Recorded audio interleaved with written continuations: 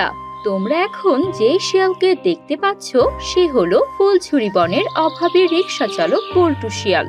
চলো বন্ধুরা, দেখে আসি অভাবী বল্টু শিয়াল কিভাবে তার পরিবার নিয়ে কোরবানি ঈদ পালন করে। ওগো, কোরবানির ঈদ তো চলেই এলো।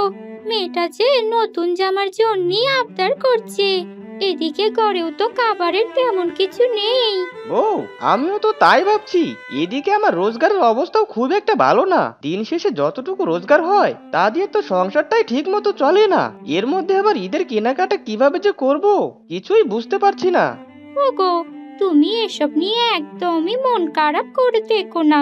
দেখবে আল্লাহ তাআলা নিশ্চয়ই কোনো না কোনো ব্যবস্থা করে দেবেন। হ্যাঁ বউ, সেই ভরসা নিয়েই তো আছি। আচ্ছা বউ, আমার টিনা মামুনি কোথায়? কোথায় আর যাবে? বন্ধুদের সাথে হয়তো খেলাধুলা করছে। তোমার মেয়ের তো শুধু খাওয়া আর খেলাধুলা করা, এছাড়া কি তার কোনো কাজ আছে? কি বলছো বউ?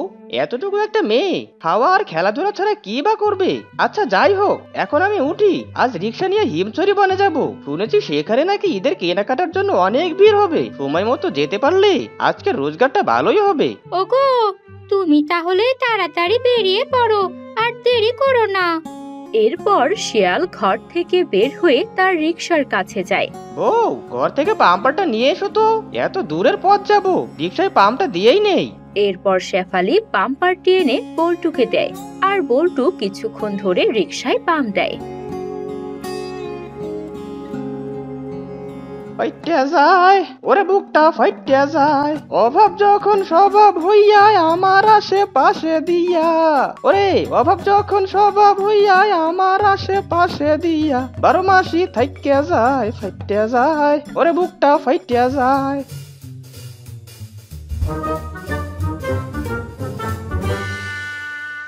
এই শ্বশুরের বেটা, এখনো পড়ে পড়ে ঘুমাচ্ছিস? ওইদিকে বাজারের ভালো ভালো গরুগুলো তো মনে হয় সবাই কিনে নিয়ে যাচ্ছে। আক্কেল জ্ঞানের মাথা তো খেয়ে বসে আছিস। ঘটে যতটুকু বুদ্ধি আছে তাও তো কাজে লাগাতে পারিস। দেরি করে গিয়ে কি রোগা গরু কিনে নিয়ে আসবি? এদিকে তো সবাইকে বলে রেখেছি আমাদের কোরবানির গরু এলাকার মধ্যে সবচেয়ে বড় গরু হবে। তবে তুই তো দেখছি আমার প্রেস্টিজ পাংচার করেই ছাড়বি। হ্যাঁ, আরে বউ, এত রাগ করছো কেন? রাগলে তো তোমায় শাকচুন্নির মতো লাগে। কি কি বললে তুমি? অনেক দিন ধরে ঝাড়ু পুজোটা হয় না, ঝাড়ুটা কি নিয়ে আসবো? আরে যাচ্ছি যাচ্ছি, দেখবে বাজারের সব থেকে বড় গরুটা এনে সবাইকে দেখিয়ে দেব। আর সেই গরু দেখে বরের সবাই তোমার পেস্টিজের পাঞ্চারে হাওয়া দিতে থাকবে। হয়েছে হয়েছে, এত বড় বড় কথা বলতে হবে না। বড় একটা গরু নিয়ে এসো তাড়াতাড়ি। সবাইকে দেখাতে হবে তো যে আমরা কত বড় গরু কোরবানি দিচ্ছি।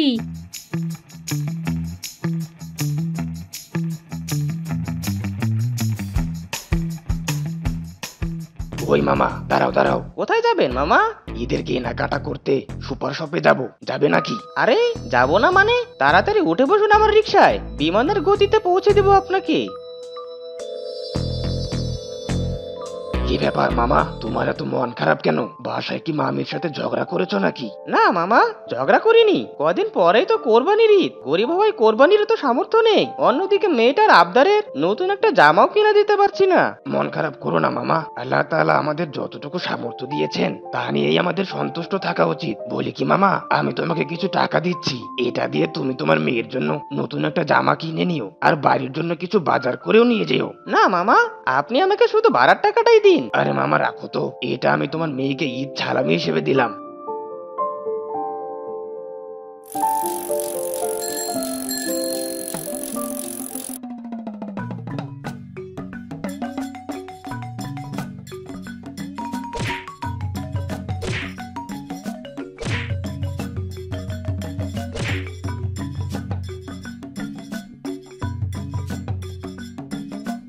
টিনা, দেখ দেখ, তোর চাচা কত বড় একটা গরু নিয়ে যাচ্ছে।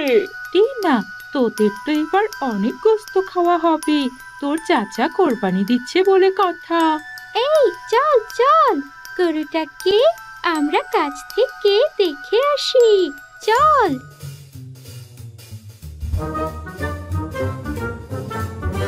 কিরে, তোরা আমার এত দামের গরুর পিছন পিছন আসছিস কেন?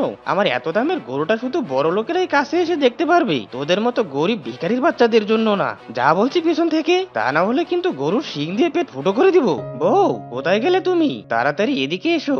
দেখো দেখো, তোমার জন্য বাজারের সব থেকে বড় গরুটা নিয়ে এসেছি।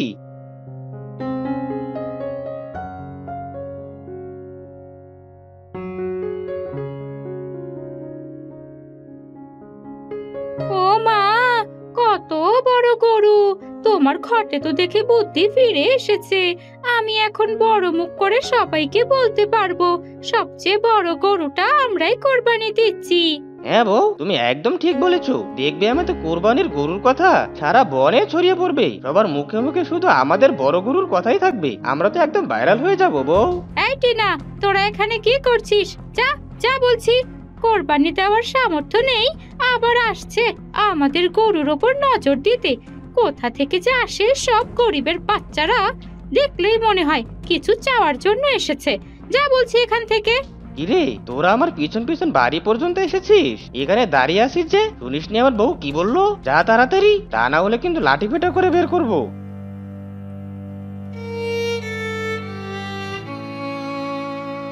ওগো, এই শপিং ব্যাগগুলোতে কি এনেছো? আর তুমি এত মন খারাপ করে আছো কেন? আসলে হয়েছে কি বউ, রাস্তায় এক কিংকং মামার সাথে দেখা হয়েছিল।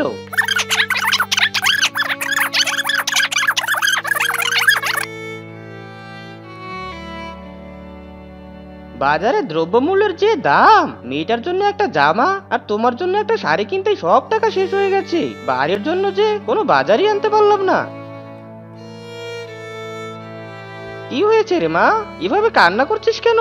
কারোর সাথে ঝগড়া হয়েছে বুঝি?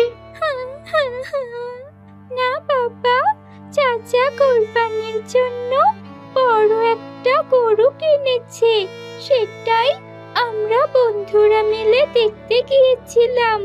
আমরা গরিব বলে চাচা আর চাচি আমাদেরকে বকা দিয়ে তাড়িয়ে দিয়েছে।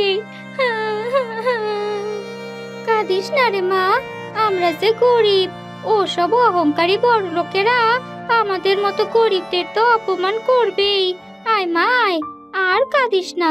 দেখ, তোর বাবা তোর জন্য কত সুন্দর একটা জামা কিনে এনেছে।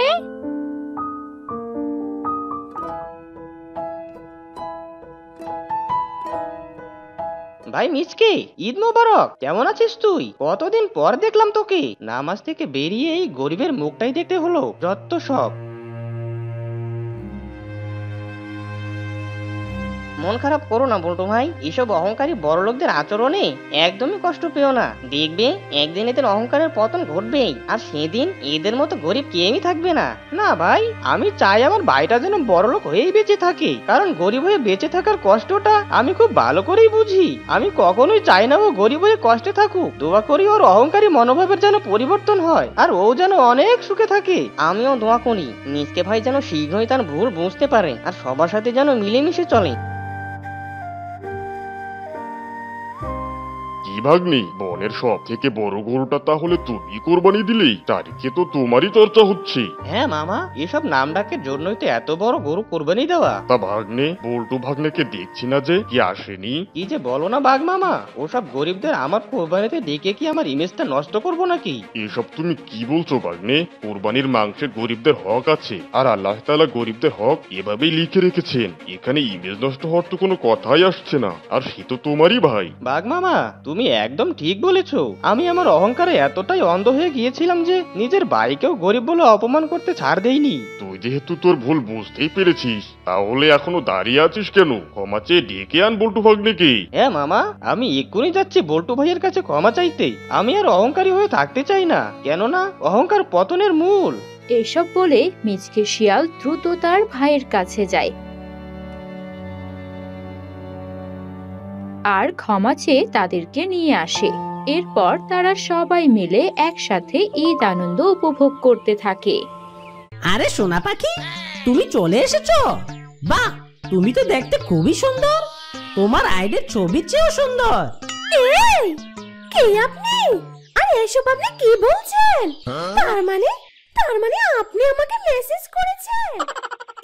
শিমুলতলি বনে বিল্লু শিয়াল তার একমাত্র সন্তান বল্টু শিয়ালকে নিয়ে বাস করত। বল্টু শিয়ালের মা মারা গেছে কয়েক বছর হলো, তাই তাদের বাপ ছেলের সংসার খুব কষ্টে কাটতো। কি কপাল, কি কপাল! আমার 3 বছর আগে বউ মারা গেছে। এভাবে একা একা রান্না করতে করতে আমার জীবনটাই শেষ হয়ে গেল। আর যদি বউ থাকতো তাহলে কি সুন্দর রান্না করে দিত, আর আমি বসে বসে খেতাম। এখন মনটা বলতেছে একটা বিয়ে করে ফেলি, কিন্তু সমস্যা ওই ছেলের জন্য। এই বয়সে বিয়ে কথা ছেলেকে কি করে বলি? বাবা, কি ব্যাপার? তোমার কি রান্না হলো? আমি আবার কলেজে যাব। এত সময় লাগছে কেন তোমার? সময় লাগবে না, আমি একা সব রান্না করি। মেয়েদের রান্না আমি ছেলে হয়ে পারি রে। তোকে বলছি একটা বিয়ে করতে, কিন্তু তুই বিয়েও করিস না। তা আমার বিয়েটা দিলেও তো পারিস। মাইরি, এ কি বললাম আমি? হ্যাঁ, কি বললে তুমি বাবা? তুমি বিয়ে করতে চাও? আরে আমি আবার বিয়ে করব কেন? আমি তো তোর বিয়ের কথা বললাম। আচ্ছা বাবা, তুই রেডি হ, আমি তোর খাবার দিচ্ছি। এ কথা বলে বিল্লু শিয়াল বল্টু শিয়ালকে খাবার দেয়। আর খাবার খেয়ে বল্টু শিয়াল যেতে থাকে। আর তখনই বল্টুর ফোন বেজে ওঠে। হ্যালো সোনা আমার, তুমি এখন কোথায় আছো গো? আমি তো সেই কখন থেকে কলেজের গেটে তোমার জন্য অপেক্ষা করছি গো। এই শোনো, আমি এখন রাস্তায় আছি। এখন আমি তোমার সাথে কথা বলতে পারবো না। তোমার সাথে কথা বললে আমার কলেজে দেরি হবে বেবি। রাখছি, এখন তোমার সাথে আমি বাসায় গিয়ে কথা বলবো। বাই।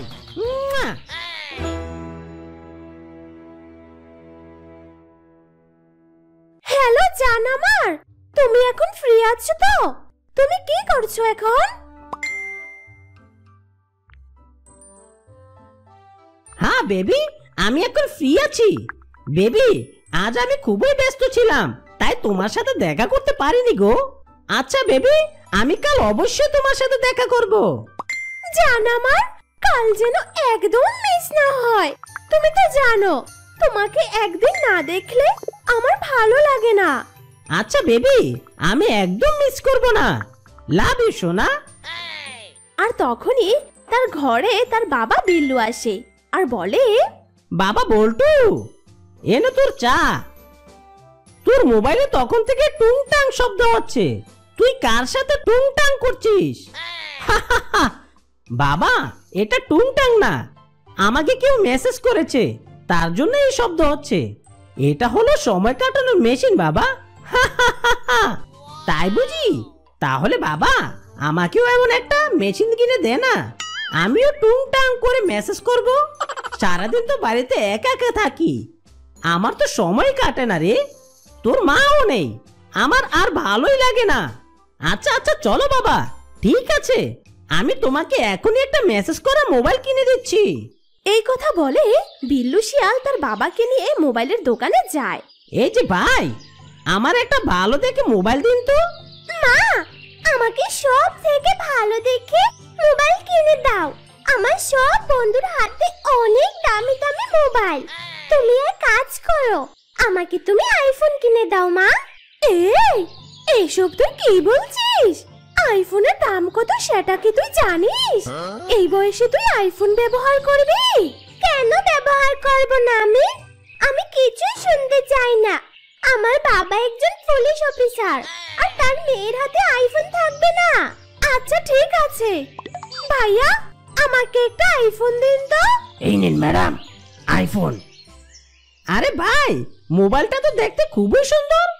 বাবা বল্টু, তুই আমাকে এই মোবাইলটা কিনে দে না রে বাপ। ওরে বাবা, বলে কি? একে তো বয়স মরার পথে, সে কিনা চাইছে আইফোন। বাবা, এই ফোন নিলে টুংটাং করবে না, তাই নাকি? তাহলে আমি নিব না, আমাকে ওই মোবাইলটাই কিনে দে। আচ্ছা ভাই, এই আইফোনের দাম কত? ম্যাডাম, আইফোনের দাম 1,30,000 টাকা। আর ভাই, আপনার ফোনের দাম 10,000 টাকা। এরপর তারা ফোন কিনে যে যার মতো চলে যায়। পরের দিন বল্টু শিয়াল বিল্লু শিয়ালকে বলে, কি ব্যাপার বাবা, রান্না হয়েছে? আমার খুব ক্ষুধা পেয়েছে। না বাবা, আমি আজ রান্না করিনি। আচ্ছা বাবা, সে কখন থেকে মোবাইলে কানে ধরে আছি, কই কোনো তো টুংটাং করে না। বাবা, তোমার মোবাইলে ফেসবুক খুলতে হবে, তারপর দেখবে সারাদিন টুংটাং করছে। এসব কথা এখন ছাড়ো তো, তাড়াতাড়ি রান্না করো, খিদে আমার পেট চুচু করছে। শোন বাবা, রান্না আজ তুই কর, আমি ফেসবুকটা খুলে আসি। এ কথা বলে বিল্লু শিয়াল চলে যায়। মাইরি, হায় রে বাবা, বাবা তো মোবাইল পেয়ে সব ভুলে গেছে। এখন তো মনে হচ্ছে আমাকেই রান্না করে খেতে হবে। এবার মনে হচ্ছে বিয়ে আমাকে করতেই হবে।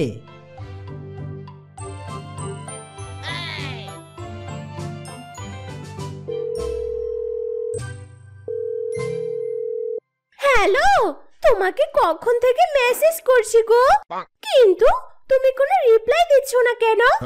এখন তো মনে হচ্ছে তোমার সাথে রিলেশন করাটাই আমার ভুল হয়েছে। এই, তোমার যা মনে হয় তুমি তাই করো, ফোন রাখো, রাখো বলছি। ওরে হারামি শ্বশুরের বেটা, ফোন রেখে দিলি? আমি আর কখনোই তোর সাথে কথা বলবো না। যত সব।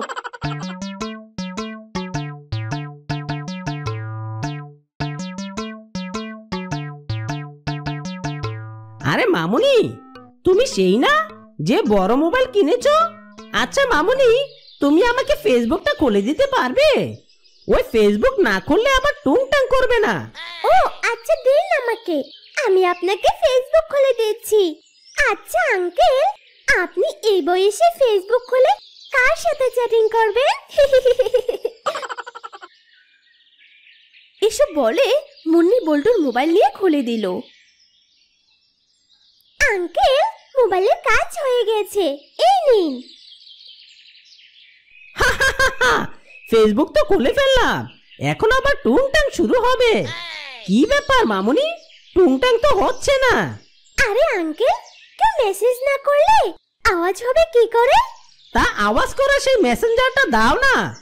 কেমন ফেসবুক খুলে দিলে যে টুংটাং করে না? আচ্ছা দিন, দিচ্ছি।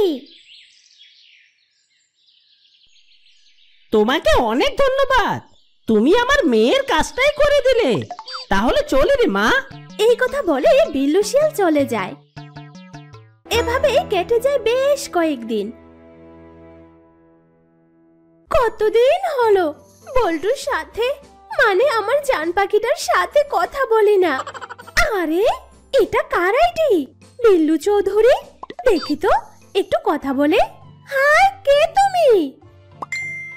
ওরে, এই তো টুং করেছে। আমি একজন বিজনেসম্যান, আমার একটা মুরগির খামার আছে, গয়নার দোকানও আছে। তুমি কি আমার বন্ধু হবে? এ কি বলছো? গয়নার দোকান? মানে আমি অনেক গয়না পরতে পারবো? হ্যাঁ গো হ্যাঁ, আমি তোমার বন্ধু হব। এসো না জান, কাল আমরা দেখা করি। দেখা করবে? তা সোনা পাখি, কথা হলো এখানে দেখা না হয় একটু পরেই করি, তবে তো শুরু। আরে না না, আমি কালকেই দেখা করব তোমার সাথে। শোনো না গো, আমি কাল পার্কে তোমার জন্য অপেক্ষা করব, ঠিক আছে? ওকে সোনা পাখি।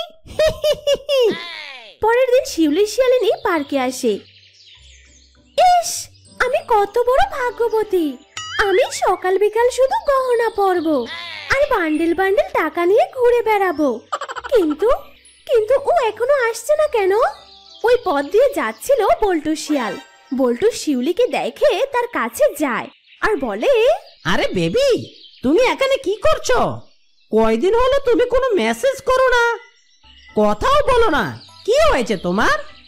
এই যা, এই আবার এখন চলে এলো। এখন যদি ও একে দেখে ফেলে তাহলে তো আমার গহনা হাতছাড়া হয়ে যাবে।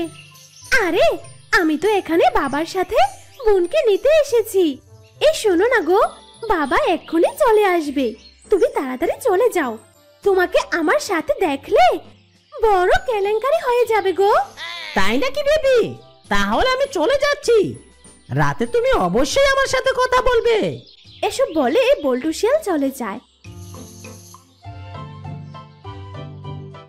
তখনই বিল্লু শিয়াল আসে আর বলে, আরে সোনা পাখি, তুমি চলে এসেছো? বাহ, তুমি তো দেখতে খুবই সুন্দর। তোমার আইডির ছবির চেয়েও সুন্দর। এই, কে আপনি? আর এসব আপনি কি বলছেন? তার মানে আপনি আমাকে মেসেজ করেছেন? এই বুড়ো বয়সে মেয়ের মতো বয়সের মেয়ের সাথে প্রেম করতে আপনার লজ্জা করে না? যা এখান থেকে, লজ্জা বেটা, যা বলছি। আরে তুমি তো আমার প্রেমে হাবুডুবু খেয়ে এখানে আসতে বলেছো। ওরে আটকরে হারামজাদা, হাবাতে বুড়ো! আমি কি জানতাম তুই বুড়ো? ওদিকে বল্টু শিয়াল বলে, আচ্ছা, শিউলি বলে ওর বোনকে নিয়ে পার্কে ঘুরতে এসেছে, কিন্তু ওর তো কোনো বোনই নেই। আমাকে মিথ্যা কেন বললো? নিশ্চয় কোনো রহস্য আছে। না, আমি গিয়ে দেখি তো একবার। এই কথা বলে বল্টু শিয়াল আবারও শিউলি শিয়ালিনের কাছে যায় আর তার বাবাকে দেখে বলে, আরে বাবা, তুমি এখানে কি করছো? শিউলি, তুমি কি বাবাকে চেনো? তার মানে এটা তোমার বাবা? জানো, তোমার বাবা এই বয়সে আমার সাথে প্রেম করতে চায়, আমাকে প্রেমের প্রস্তাব দিয়েছে। লজ্জা কোথাকার! কি সর্বনাশের কথা রে বাবা! হায় রে হায়, বাবা অবশেষে তুমি আমার হবু বরকে এসব! ছি ছি ছি ছি ছি, আমার তো মনে হচ্ছে এখন আমি গলায় দড়ি দিয়ে মরে যাই। আমি তো ওর সাথে টুংটাং করে কথা বলতাম, ওকে আমি অনেক ভালোবাসি বাবা। মাইরি, এ খোদা, আমি কি করেছি? সব নষ্টের মূলে তো এই মোবাইল আর রাখবো না।